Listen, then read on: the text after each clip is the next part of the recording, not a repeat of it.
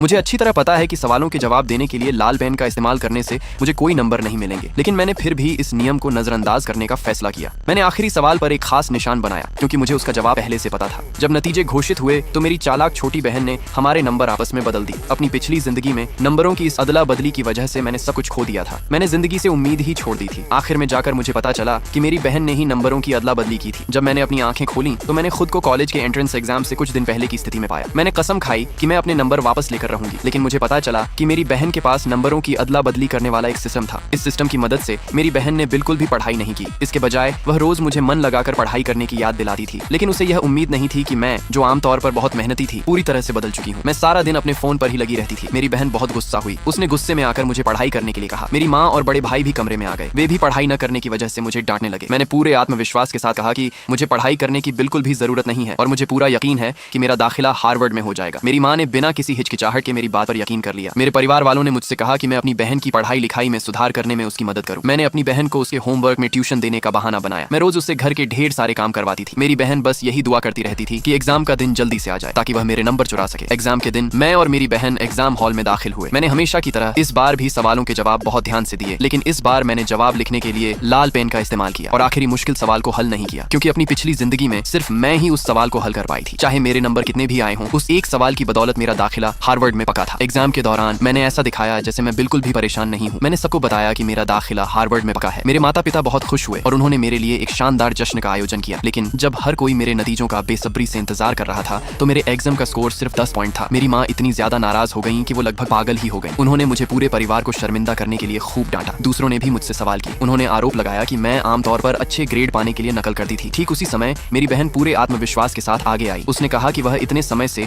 अपनी असली काबिलियत छिपा रही थी। उसे पूरा यकीन था कि इस एग्जाम में सबसे ज्यादा स्कोर उसी का आया है। जैसे ही वह अपना स्कोर देखने गई, हर कोई हैरान रह गया और अब वह बिल्कुल एक जोकर जैसी लग रही थी। अगला पार्ट देखना है तो कमेंट में यस लिखो।